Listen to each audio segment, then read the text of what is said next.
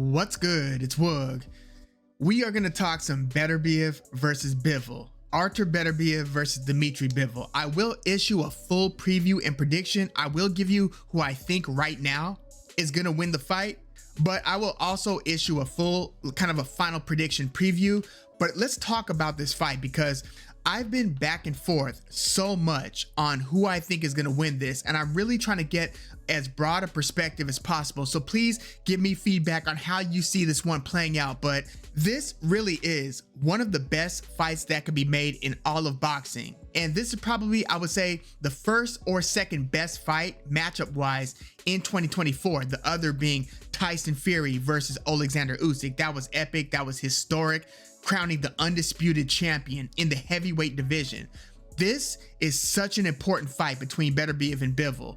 And for a while, I was saying outside of maybe Canelo versus Benavidez, or obviously Terrence Crawford versus Errol Spence before that took place, this fight here, aside from maybe those, is as good as it gets in boxing. And one of the reasons why this fight is so important is because the last era of light heavyweight did not give us the clarity and the resolution that we needed, because the two kings of the past era were Adonis Stevenson and Sergey Kovalev.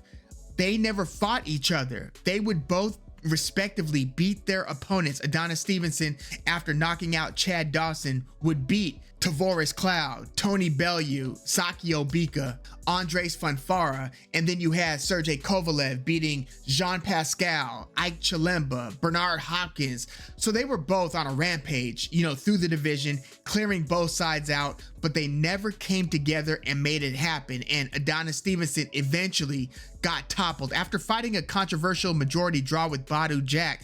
Finally got stopped by Alexander Gvozdyk, and Adonis Stevenson almost lost his life after that fight. It was a long battle and recovery to get back to relative health. Very scary outcome of that one, but that's how that side of the light heavyweight crown got toppled and taken by Gvozdyk.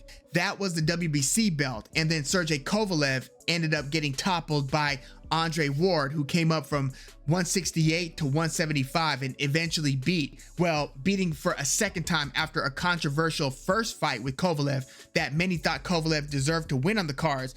Andre Ward was awarded that decision. They ran it back and Andre Ward stopped Sergey Kovalev. So that was the end of the Kovalev run. So there was never the resolution between Adonis Stevenson and Kovalev.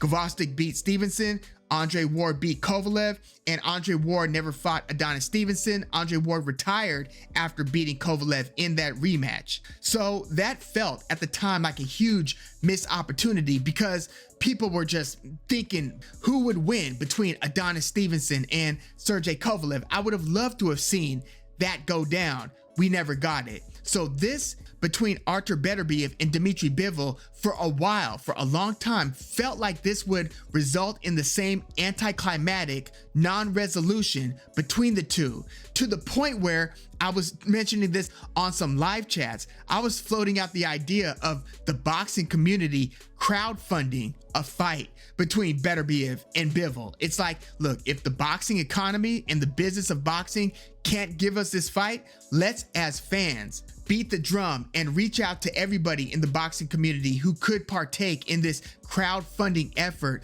to make sure that Beterbiev and Bivol are paid what they need to be paid to make this fight happen. I thought that basically I had lost that much faith in the boxing businesses, in the boxing economy's ability to make this fight under conventional promotional efforts. But then what happened? Turki Al-Sheikh came into the game and has rattled off a series of excellent, stacked Riyadh season cards. And I was thinking, as soon as he entered the game and they made that Tyson Fury versus Francis Ngannou fight, I was thinking, damn, if Turki Al-Sheikh is down with making Beterbiev versus Bivol, That's the only way that boxing is gonna get this fight. And that's exactly what happened. And this fight is taking place at the, the Kingdom Arena in Riyadh, Saudi Arabia. Yes, Riyadh season has come to LA. When we had Crawford versus Madrimov, I attended that one. Riyadh season recently hit the UK with Anthony Joshua versus Daniel Dubois. So it's a worldwide thing, but thank goodness we are getting Artur Beterbiev versus Dmitry Bivol. Super important fight. And I'm just going through the exercise of watching both of these guys fight. So many fights between these two. Well, not between these two, but among these two. Like on the Beterbiev side, I just rewatched Beterbiev versus Marcus Brown. I'm about to rewatch. I've watched Beterbiev versus Gvozdyk like 3 or 4 times at least. But I'm gonna give that another look. I'm gonna look at Beterbiev versus Anthony Yarde again. I recently rewatched Beterbiev versus Joe Smith Jr. and Beterbiev versus Callum Smith, along with Beterbiev versus Kalajdzic. Kalajdzic's the guy who just fought David Morrell. And then with Dmitry Bivol, I rewatched Bivol versus Pascal, Bivol versus Joe Smith Jr., Bivol versus Canelo. I'm about halfway into my rewatch of Bivol versus Zordo Ramirez. And 2 things are very evident. One is, boy, both of these guys have cleared out the division, much like Adonis Stevenson and Sergey Kovalev did back in the day, right? In the last generation. But also, there really isn't too much that you could glean from watching these guys fight in terms of trying to find a comparable to who their opponent is about to be. On the Beterbiev side, none of these guys really bring to the table what Dmitry Bivol possesses. Same thing with Dmitry Bivol's opponents, from Lyndon Arthur to you name it. These guys are not Artur Beterbiev, whom I've long considered arguably the most destructive force in all of boxing. I mean, the guy's 20-0 with 20 knockouts, and it's not like he's been fighting chumps. We're talking Callum Smith, Anthony Yarde, Joe Smith Jr., Marcus Brown, Alexander Gvozdyk. Several quality fighters, stopped them all. Dmitry Bivol has been much more of a sweet scientist. Not to say that Artur Beterbiev isn't a good boxer, but Dmitry Bivol, 23-0 with 12 knockouts, just over 50% KO ratio. And aside from his very last fight against the less renowned Malik Zinad, who's a hard hitter but isn't of the upper tier of most other Bivol opponents, aside from his last fight which resulted in a 6-round TKO over Zinad, Bivol's last 9 opponents before that were all unanimous decision wins. No split decisions, majority decisions, all unanimous decision wins. So Dmitry Bivol is one of the best round winners in all of boxing. Guys who are almost certain to win round over round over round over round, whether they get a stoppage or not. If they're not getting the stoppage, they are pulling away on the scorecard. And again, that included that fight against Canelo. I don't care if those scorecards read 115, 113. We saw what we saw. We saw like a 116 to 112, 117 to 111, maybe even 118 to 110 type of fight between Bivol and Canelo. So Beterbiev and Bivol both clearing out their respective sides of the light heavyweight division. And not only that, they both became champ at around the same time. 2017 is when Beterbiev became the IBF champ. And then 2 years later, he would win the WBC belt against Gvozdyk. And then 3 years later, he would win the WBO belt against Joe Smith Jr. And Dmitry Bivol won the WBA belt in 2017. He won the interim WBA belt in 2016, but he became full champ by the end of 2017. So both of these guys have been champion for about the last 7 years. Again, Beterbiev's got 3 of the belts. Dmitry Bivol has long held the WBA belt. But when I'm looking at the matchup between these two, something's got to give here, because Beterbiev has this ability to kind of, by the middle rounds, pick up this head of steam, whereas he's just rolling downhill at that point, and he's up in the intensity. Every punch is hard, and he's just finding a way to get these short hooks and short shots off. He'll punch through the guard, around the guard.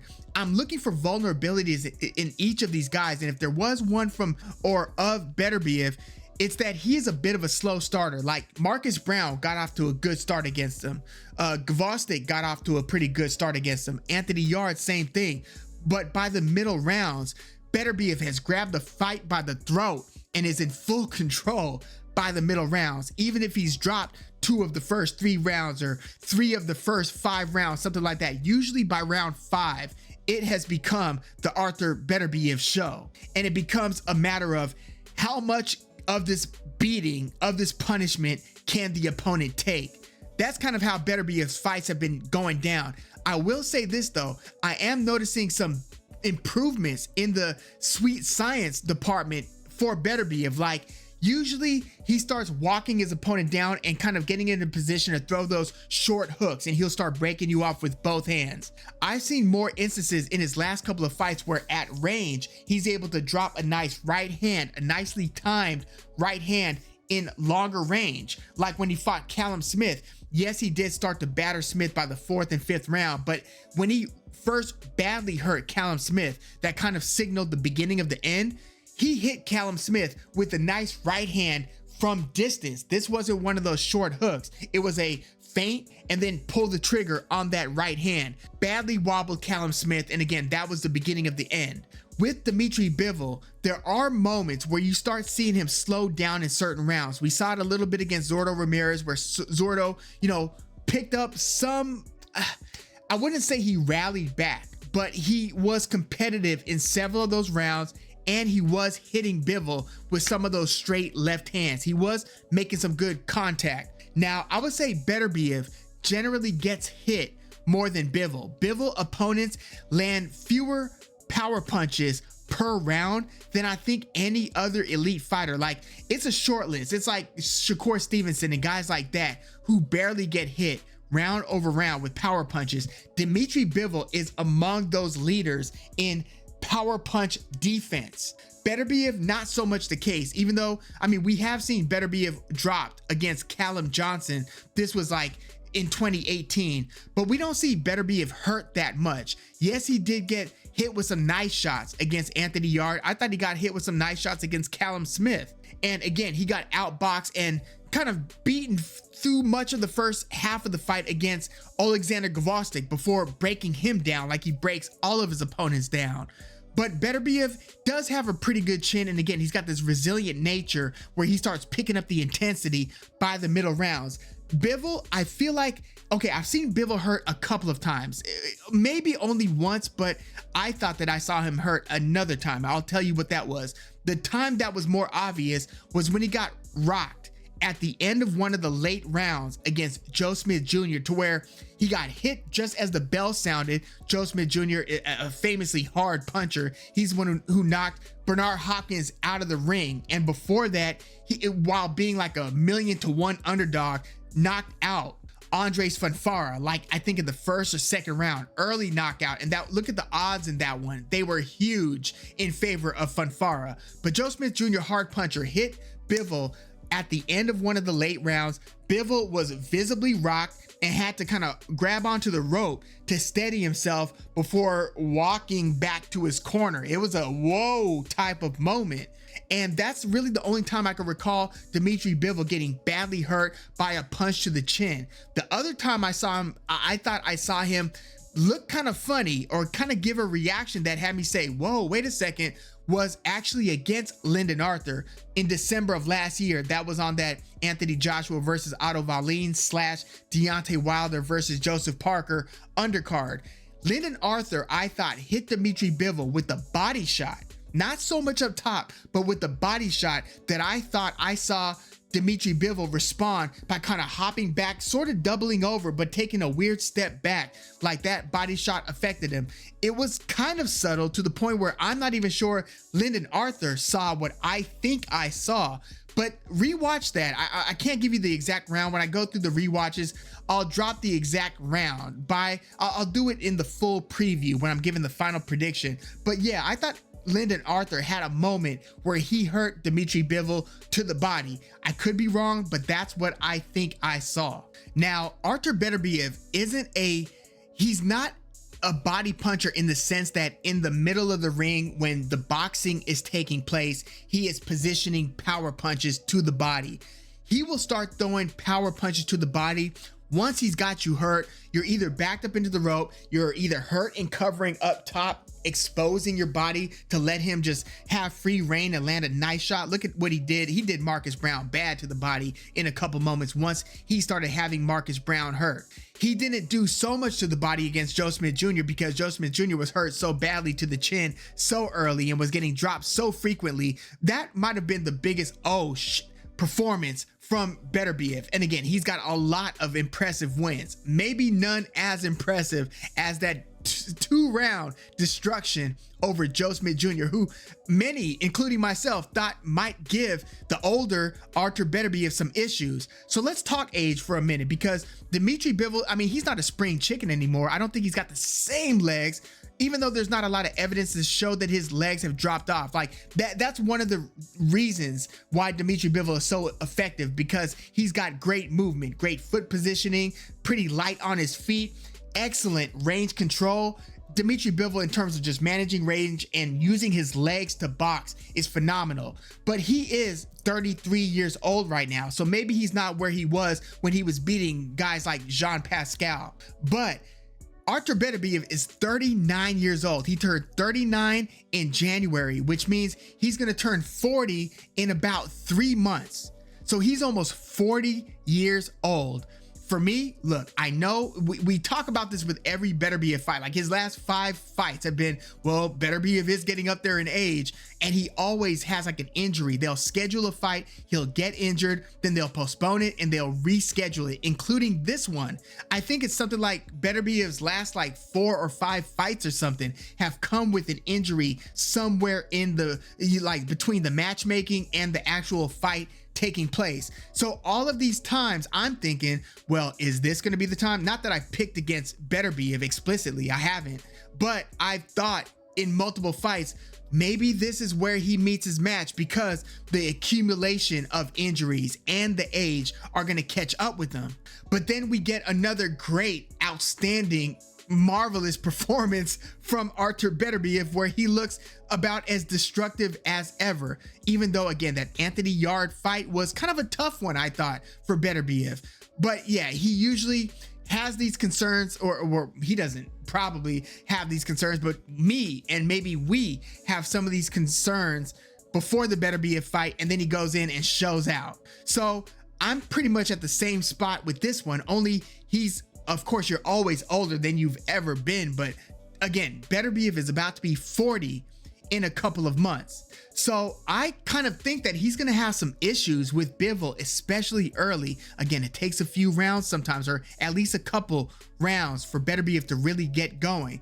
I think that, you know, Bivol should be winning the slower rounds, the less explosive rounds, the less destructive rounds. Bivol, I think, should be winning some of those. The question is, can he hold off the avalanche that is Beterbiev? Can he execute a game plan similar to what was working effectively for Gvozdyk before Gvozdyk started to get broken down? Can he basically, can Bivol extend the successes that Gvozdyk had? Can he carry that out further and deeper into the fight?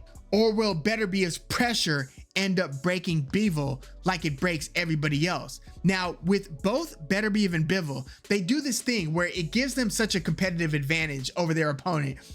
They'll shoot like a 1-2 or even a 1-2-3, but then they'll polish it off with 1 or 2 nice punches at the end of the exchange to punctuate the exchange. Like Bivol will go jab, right hand, hook, and then you'll put one more on top of it and land that last punch maybe cleaner than every other punch that he threw in that exchange. Beterbiev, same thing.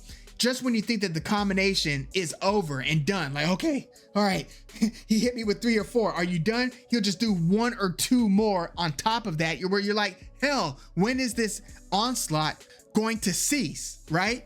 So they both do that pretty well. I think that Beterbiev is going to have moments where he starts backing Bivol up. I think that he will, in some moments, be able to work Bivol into the corners or into the ropes and tee off on him a little bit. But I think that Bivol has enough intestinal fortitude, enough guts, enough discipline, enough steel within him, mentally, psychologically, just in IQ wise, to be able to withstand the avalanche and to be able to kind of outbox Beterbiev from distance early. And one thing about Bivol is he's always feinting. He's going here with the hands. He's feinting a little bit with the feet, maybe not as much with the feet in the middle and late rounds these days as he used to. Like, there's certain Bivol fights where he looks a little bit more flat-footed. I thought he looked flat-footed a little bit against Craig Richards during the COVID fights, right? Craig Richards, I thought he looked a little bit flat. Against Salamov after Craig Richards, I believe, I thought Bivol looked a little bit flat, which is one of the reasons why I thought Canelo was actually going to beat Bivol, because I thought that those fights against Craig Richards and Umar Salamov, I didn't think Bivol looked nearly as good in those two fights as he had earlier in his career. So I was thinking, is Bivol now showing some signs of decline? Well, that was all 2-3 years ago. He has, again, since fought Canelo, Gilberto Ramirez, Lyndon Arthur, and then Malik Zinad. And also, I thought there were moments against Lyndon Arthur where Bivol looked a little bit more flat-footed and a little bit more reachable if Lyndon Arthur had the tools to apply the type of pressure that we know Beterbiev is going to be trying to apply. But I just wonder whether the feinting, the constant hand feinting, if not foot feinting, then at least shoulder and hand feinting, where Bivol's here and he's kind of doing that thing where he's like paw, jab, paw, hook, paw, you know, doing those things. And I think that Bivol has a slight hand speed advantage over Beterbiev. Is Beterbiev going to be reacting to the feints? If there is a lot of reaction over the course of several rounds from Beterbiev at the hand feints and foot feints of Bivol, then I think that Bivol will most likely be in the driver's seat here. But here's another thing. I feel like this fight is almost inaccurately being painted as you're going to have the stalker Beterbiev applying the pressure, and you're going to have Bivol boxing and therefore moving away from Beterbiev. I'm like, not so fast. I think that Bivol realizes, in my view, I think that he might realize that fighting the back foot style fight, like the fight that Marcus Brown fought against Beterbiev, that just encourages the avalanche that's going to eventually break you if you're moving away from Beterbiev like that. That's not Bivol's style. He doesn't move away from people. He didn't move away from Canelo, didn't move away from Zordo Ramirez. What Bivol will do is stand his ground, kind of hypnotize you and distract you, get your attention between the feints and the punches, and actually start moving you down to where you start backing up a little bit. Look at the Lyndon Arthur fight. I don't think Bivol is going to be backing out and backing away from Beterbiev. I think he's actually going to come at Beterbiev to a degree, like not recklessly, but I think that he's going to be moving forward in different points during this fight where he's going to have Beterbiev on his back foot and reacting a little bit, rather than Beterbiev, who's usually the alpha in the ring, walking the opponent down and kind of fighting on his terms where he's backing the other guy up. I think that Bivol might make it a point to back Beterbiev up here. Look, again, I'm gonna give a final prediction in the next video, but as it stands, I actually think that, and I keep on, again, I've been going back and forth on this one. And just to be clear, like me and my family, we always talk about this, whether it's a big fight, small fight, medium fight, we always give our, our takes and what we think is going to happen, whether we're talking, the lightweight division, 154, heavyweights, whatever. But we've been talking about Beterbiev versus Bivol for some time. I think as it stands, both my dad and my cousin Benji, who you might see in some of my live chats, Benji Tucker, they are both taking Beterbiev as it stands, and reasonably so. I'm not sure who my brother is taking at this point. I don't know if he's given his unofficial prediction quite yet, but I'm leaning Dmitry Bivol via decision. I think it's going to be a combination of age and just the tools that Dmitry Bivol has that are going to get the better of Beterbiev even if Beterbiev has some big moments and wins a few rounds and has moments where you wonder if Bivol is starting to weaken or if Bivol is starting to succumb to the pressure that Beterbiev is applying. But as it stands right now, I'm leaning Bivol via close, something like 8 rounds to 4, 7 rounds to 5, maybe even a split, but a relatively close decision. But boy, this is gonna be fire. This has to be fireworks because something has to give. I don't see Beterbiev just getting outboxed and never really getting on the front foot to try to hunt Bivol down. I think if anything, he might, like, if he does look 39 and 40, maybe he comes in on Bivol and ends up getting dropped by over pursuing because he knows that that's what he needs to do to start taking control of the fight. Again, it's possible that Beterbiev still shows no signs of his age, but it's also possible that he might show some signs of his age. But as it stands, I'm thinking that Bivol beats Beterbiev, who, I mean, has dropped Usyk to the body, I believe, back in the amateurs. Like, Beterbiev has had a deep amateur pedigree and a great professional career. Same thing with Bivol, blue chip guys. This is like elite stuff. But right now, as it stands, I'm taking Dmitry Bivol via close decision. But again, I will issue a full prediction before we get to the actual fight. Let me know your thoughts on this one. Like, this is such an interesting fight and there's so many different dynamics to it, so many reasons to go back and forth and just scratch your head saying, I don't know what the hell is going to go down. And there is a lot of that within me. I don't know what the hell is going to go down, but I think that I'm looking at the X's and O's and kind of seeing what works with which fighters, seeing their tendencies, seeing who gives up some early rounds, seeing who might be perceived as the guy backing up, but might actually stand his ground and actually might come forward a bit. I'm going Bivol right now, even if Beterbiev is arguably the most destructive force in all of boxing. But yeah, let me know your thoughts on this one right now. I also want to do a live chat, obviously, maybe even 2, to discuss this one before we get into it. And the card is stacked. I'm going to do a couple videos on some of the undercard fights as well. But yeah, let me know your thoughts here in the comments. Like the video, subscribe to the channel if you are into the fight talk. I'm Woog. Thanks for tuning in.